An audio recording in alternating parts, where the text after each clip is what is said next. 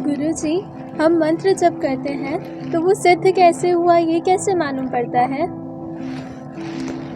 जी देखिए, आपने जब मंत्र शुरू किया होगा उस समय पे ये जाना होगा कि मंत्र क्या है। मनना त्रायते इति मंत्र। मन को जो त्राण दे वही मंत्र है।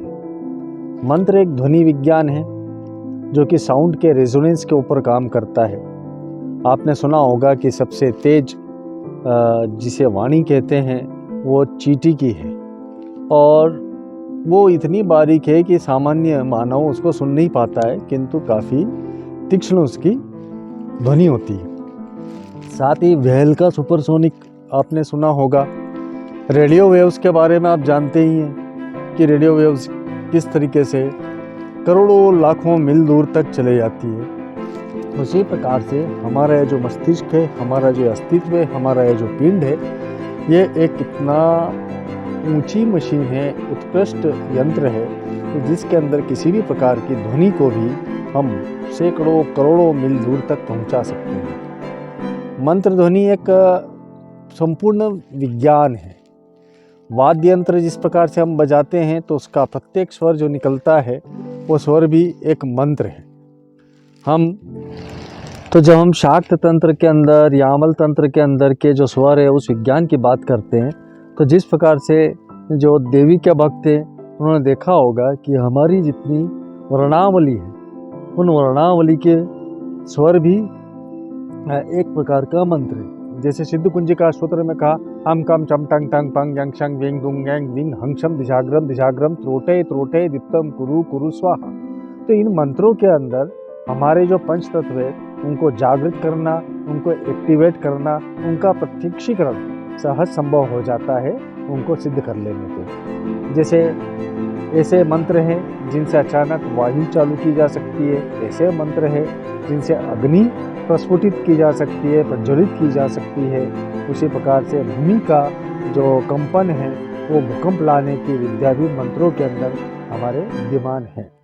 हम उसकी गहराइयों पे न जाते हुए हम बात करें तो आपने जिस प्रकार से पूछा कि क्यों और कैसे मंत्र सिद्ध हुआ यह हमें मालूम पड़े, तो देखिए, हृदय ग्रंथि भेदस्व सर्वावयव वर्धनम आनंदाशुणी पुलको देहावेश कुलेश्वरी। यानी कि जप के समय हृदय ग्रंथि भेद दी जाती है। हृदय मीन्स हार्ट प्लेक्सस जो है वो सूर्य है, वो ही प्राण का कारक है और प्राण का अचानक ही शुद्ध हो जाना या बेहद एक्टिवेट हो जाना वो आपको मंत्र के जप के समय महसूस होने लग जाएगा। समस्त ऊर्जा जितनी अपनी शरीर की है, मन की है, बुद्धि की है, आत्मा की, वो एकदम से वृद्धि होने लगेगी। शारीरिक गति में वृद्धि अपने आप दिखेगी। आपके जो रिफ्लेक्सेस हैं, आपके जो काम करने की क्षमता है वो बढ़ने लगेगी। आपके मुंह से बेहद ज्ञानवान आनंदमयी भाषा निकलने लगेगी। और कई बार ये पाया गया कि मंत्र शक्ति को जब हम जागृत करते हैं तो उस समय पर हमारे भ्रुकुटी के मध्य के अंदर एक अग्निपिंड सा वही मंत्र या उसका जो बीज मंत्र है वो प्रज्वलित होता हुआ दिखने लगता है।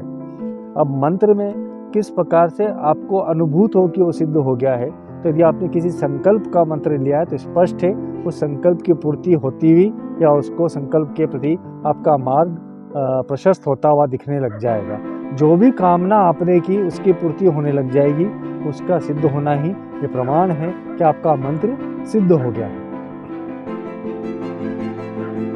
वहीं पर मंत्र जैसे जैसे आपका सिद्ध होने लगता है आपको आत्मविश्वास वृद्धि करने लगेगा। आपको मृत्यु के या किसी भी प्रकार के भय, मृत्यु सर्वोच्च भय, उसका निवारण हो जाएगा। आपको गंध स्पर्श की दिव्य अनुभूति होने लगेगी। अचानक अजीबो गरीब प्रकार की बहुत खुशबू आपको आने लगेगी और साथ ही दिव्य दर्शन होने लगेंगे। आप अंदर ही अंदर आनंद की अनुभूति करेंगे। जैसे दत्त चिंतन के अंदर कहा गया है, सर्व कौतुकानि दर्शय दर्शय। यानी जब हम गुरु मंत्र का या दत्त मंत्र का जाप करते हैं या किसी भी इस प्रकार के दिव्य मंत्र का जाप करते हैं तो अजीब वो गरीब कौतूहल आपको, जो कि असंभव या बेहद विरले होते हैं, वो दृश्य दिखने लगेंगे, वो अनुभव होने लगेंगे। आपको स्वप्न में वार्तालाप होने लगेगा।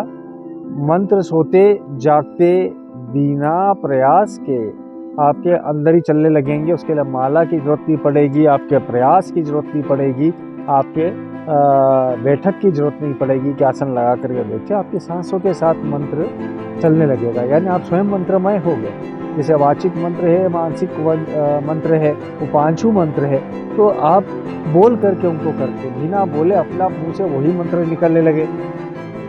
मानसिक मंत्र में अचानक मन में वही मंत्र चलने लगे। उपांशु यानी बिल्कुल चुपचाप हल्के होंठ हिलते अंदर अंदर मंत्र जाप है, वो अपने आप ही चलने लगे। तो मान ले कि वो मंत्र से आपकी मित्रता है, वो मंत्र आपके लिए सिद्धिदायक है। प्रकृति और स्वयं का एकात्म भी इसमें फील होने लगता है कि हम जो है वही बाहर है, बाहर जो है वही अंदर है। तो आप प्रत्येक जीवन के अंदर अपने ही क्रियाकलापों को या अपने ही भावों की अभिव्यक्ति देखने लग जाएंगे। और मंत्रों से, जिस प्रकार से मैंने कहा कि पंच तत्वों का भी जागरण होने लगता है। वहीं पर कहा गया है, सिद्ध मंत्रस्तु यह साक्षात स शिवो नात्र संशय, यानी आप जब मंत्र जाप करते हैं तो स्वयं को शिव सदृश ही मानने लगते हैं और आप वाकई में शिव के समान ही हो जाते हैं। तो शिवो अहम वाला भाव आ जाता है। जिस प्रकार से हमारा देवता है उसी प्रकार से हम हैं, ये वाला भाव आने लगता है।